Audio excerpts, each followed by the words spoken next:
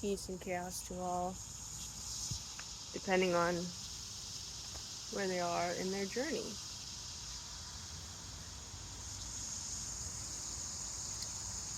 I would like to relay a message on this grand, beautiful day as I enjoy nature all around me.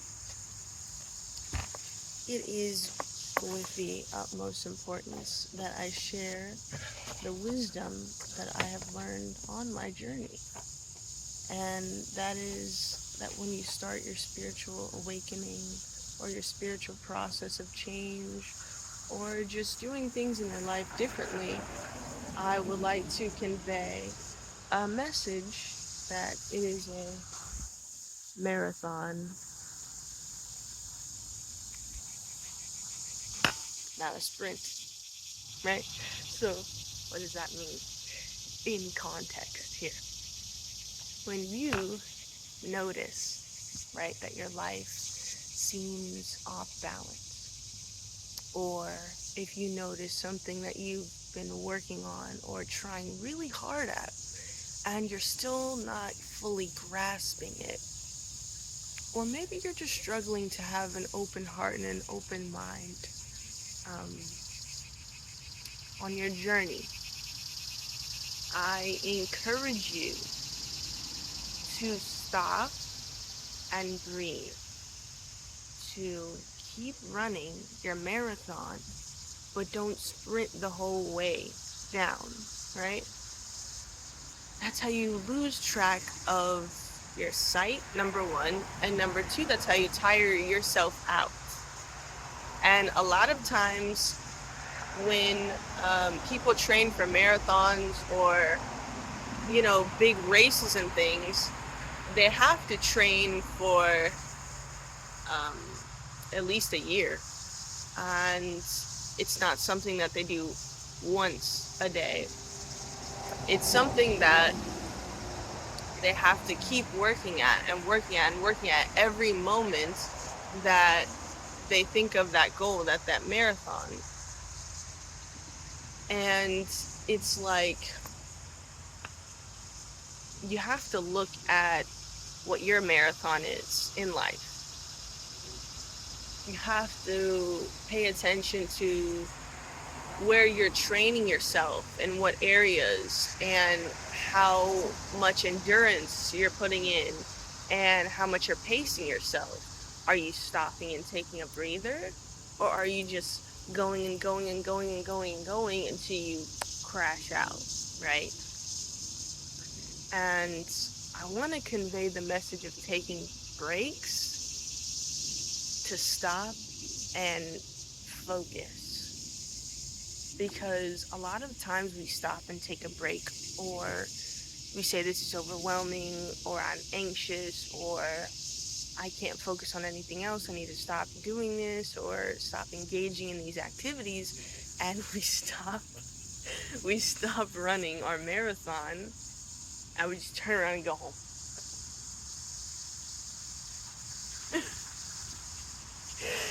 And sometimes going home just means going back to our comforts. And that is displayed everywhere around us. That is displayed in so many places in our jobs. We lose sight of the teamwork that is needed to build. And we get frustrated with our coworkers or with our bosses, or we don't speak up for ourselves and they just give more and more and more work. And then you're like, wow, this job sucks. I hate my life. All I ever do is work. And when I go to work, I'm unhappy, blah, blah, blah. But I need this job to pay my bills. And then it's like just a loop of negativity. And that can be seen in politics, in the media, in the news, or whatever you watch to become more aware of things. Like, it's just filled with chaos and doom and so much fear. I hate what the world is trying to make us believe about ourselves, that we are not capable of coming together, that we are not capable of taking a breather and stopping and moving forward together. And the only way that we can come together ultimately is when we continue our journeys that we are on, and we stop and we take a breather and pace ourselves.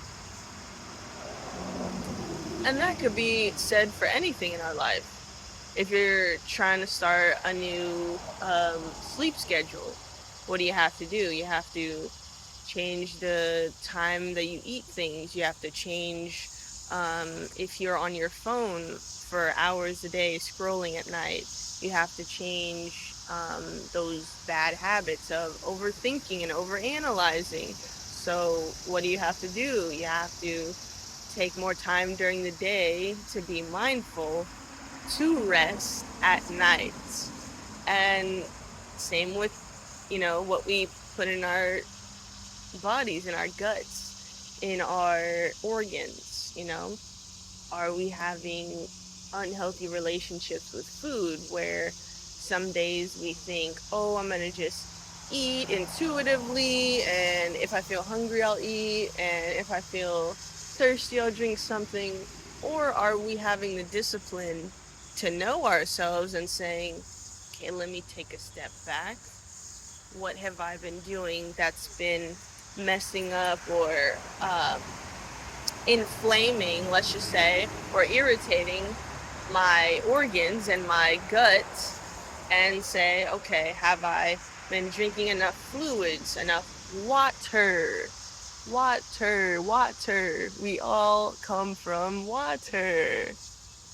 Have I been eating proper nutrients with fruits and vegetables?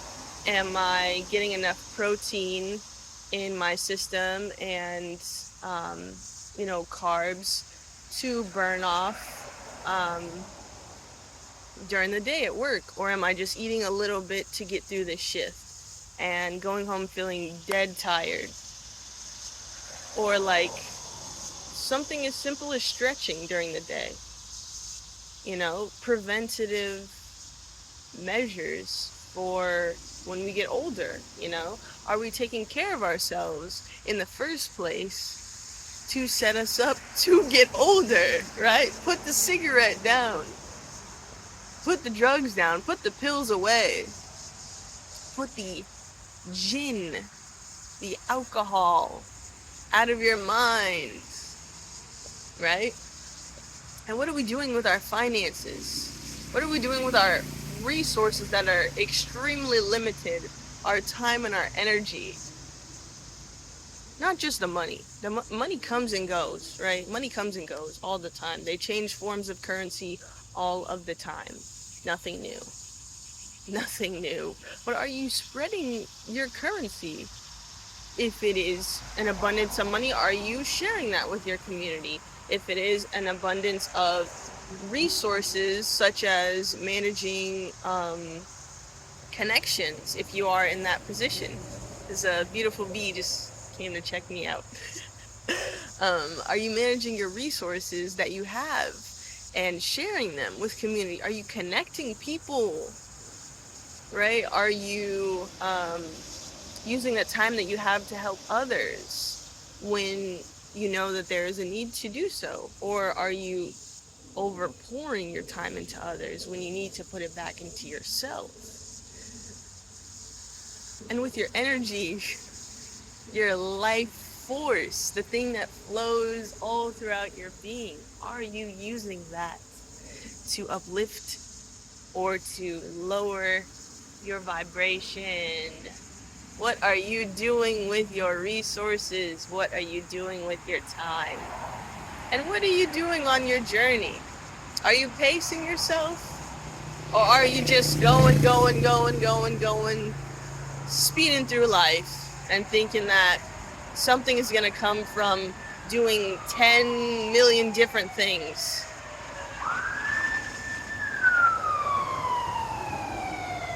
You hear that ambulance? That is what happens. You're going to crash out. You're going to kill your physical self doing so. So I want to convey the importance of taking a breather on your spiritual journey, stopping where you are and assessing. Maybe it's not a marathon for you. Maybe the person that's viewing this is thinking, I just want to make it through the day. I can't even think about a marathon. I can't even think about life after a couple of months. I can't even think about life a year from now. I just want to make it through the day, through this week, through this month. And that's okay too. Everybody go at their pace, please. Everybody go at their own pace, please. When you are on your own journey, you don't compare. When you are on your own journey, you don't look in the past to measure your future and where you're going. You don't look at the things that you did before and say, okay, I gotta just do that and tweak a few things. No.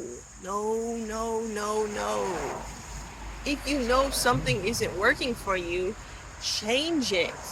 If you know something isn't meant for you, then go in a different route. It's not meant to keep you stagnant. It's meant for you to embody the life that you want. If you have enough awareness to want to change it, you have enough power to do so. Right? So I want to convey this because I am currently on my journey where I'm stopping and taking a breather. And I'm assessing the emotions and the internal world as well, right? And look at the sun. Look at the sun shining so brightly. Ugh, I love being a child of Ra. I do. I love the sun. I love the sun. I love the sun. I love the sun. I love the sun. And this is with the utmost importance that I share this because I believe that the symbol of life is everywhere around us. The sun wakes us up, and the moon gives us clarity and rest. The sun activates our DNA, and the moon gives us the knowledge from it. The sun and the moon are not opposites. They are just as important together. And that is another message I want to convey. The internal world is just as important as the external. Take the time when you stop and take a breather to survey your internal world, to survey where your life force is flowing to. And take the time to understand that your beliefs create your reality. And how do your emotions play a part in that? How do your life experiences play a part in that? How do you process your days? How do you do that? By stopping and taking a breather and assessing where you are, what has worked in the past, and what you're going towards to build, right?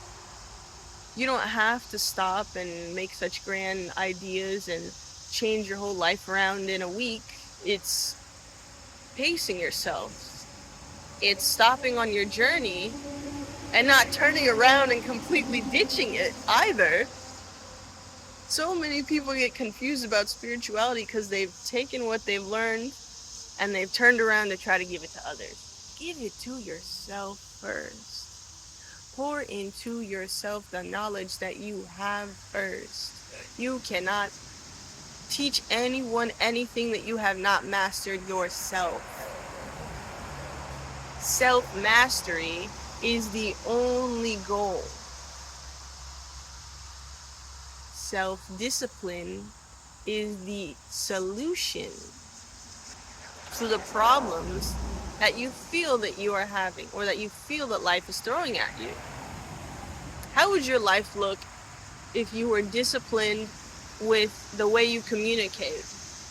How would your life look if you always express your boundaries? How would your life look if you always took care of your body with the food you eat, the things you watch, the music you listen to, and the fluids that you drink?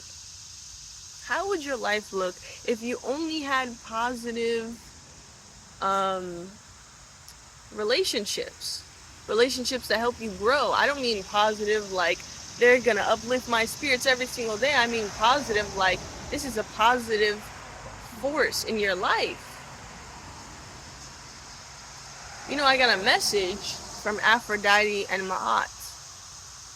You know who those two strongly represent? Those divine beings of love and light and creation and femininity and fertility and change. You know what those two represent? Truth to the highest degree and love to the highest degree. And what does that mean? If I were to look at my life and spread love everywhere in it, I would spread love to the part of me that has gone through betrayal. I would spread love to the part that doesn't feel like they could trust others. I would spread love to the part that feels like I have to self-sabotage or lie to get my needs met. Those are just examples from me. But what is it for you? What does it look like in your life if you were to spread love everywhere?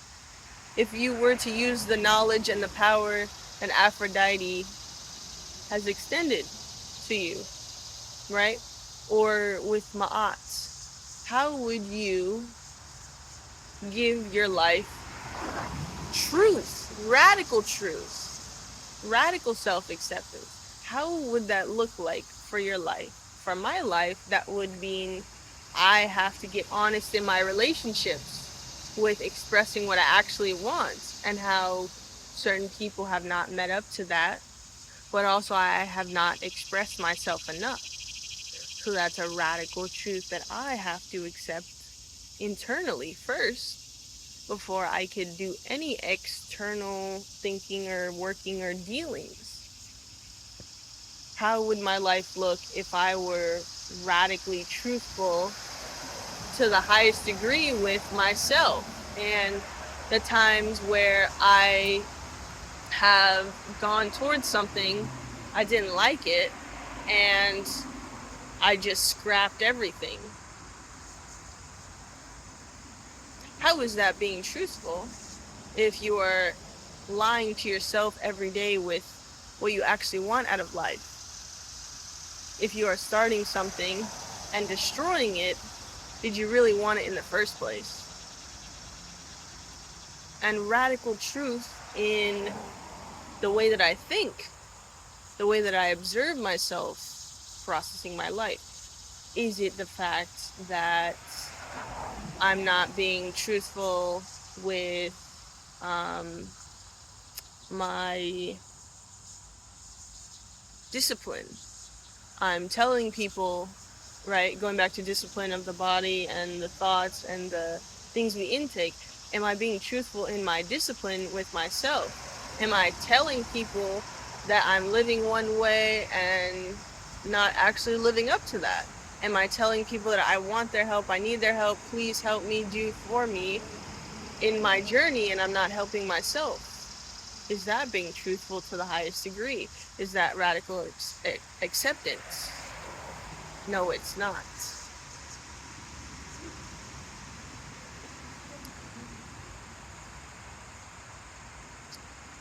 And for a lot of us, there are times where we lie to ourselves. and cause confusion and conflict because of jealousy, because of family expectations, because of lack of accountability. That all goes in hand with truth, right? And if you don't love yourself, then you can't be truthful. And I'm going to say it again. If you don't love yourself, you can't get to that level of being truthful.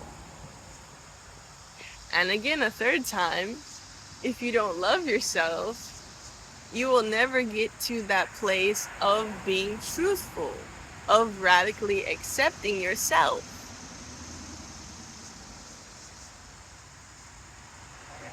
So this is where the journey continues. This is the breather,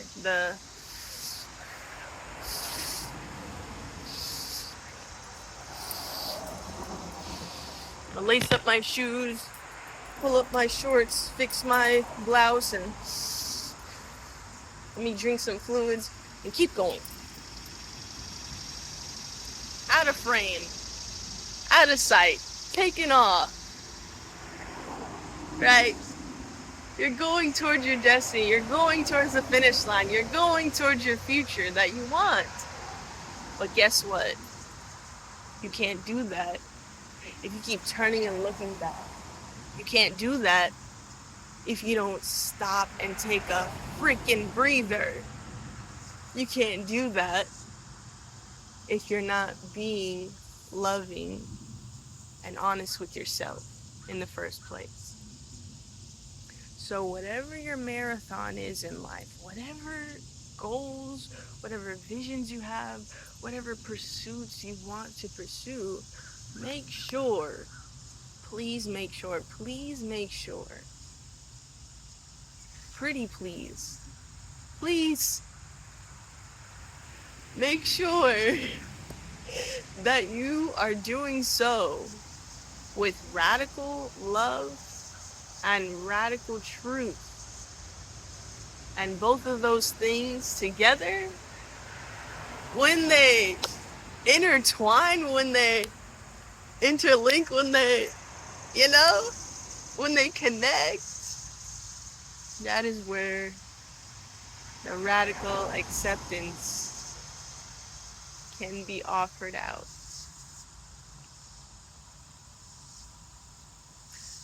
So I encourage you, whoever you are, divine being that is aligned here to see this message, I encourage you to have radical truth and radical acceptance and radical love, unconditional love for yourself. And it is only once you do it for yourself that you could do it for others, that you could do it for your community, that you could do it with your family, that you could have any sort of friendship, that you could have any sort of lover or partnership, however you want to live your life, right? You don't all have to chase romance. That's not a goal. That's not a goal that we all should mark as the end point, right? So just stop and take a breather. But don't turn around and quit your journey, please. We are all needed in the world right now. Every single one of us needs to stop and realize the path that we are going down. And hey, if you realize you're not on the right path, it is okay to turn around. I'm not saying never turn around. If you know you're not going in the direction that is healthy, if you know you're not going in a direction that is loving, if you know you're not going in a direction that is truthful to yourself, by all means turn around. By all means. But it is only in the stopping and assessing and the breathing that we can even understand what path we're on, right? So please be gentle with yourself. And remember that unconditional love is the only thing that's going to heal us all.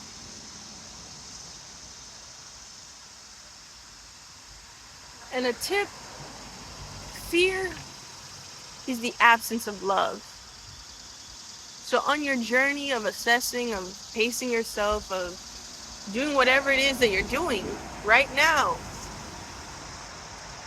please understand that if you stop and you feel like your fears are blocking you, or you're hitting a wall, or you can't move forward through your fears, understand that that is only an absence of love.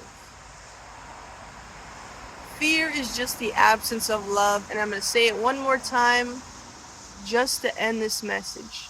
Fear is just the absence of love. So please, love yourself unconditionally.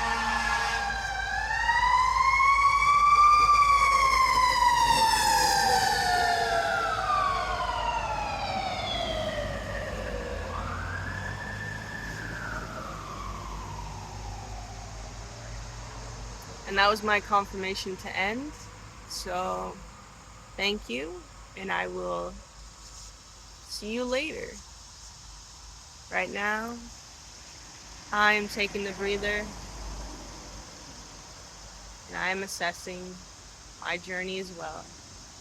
I hope that you could all find peace on your journey and radically accept yourself. Ashe.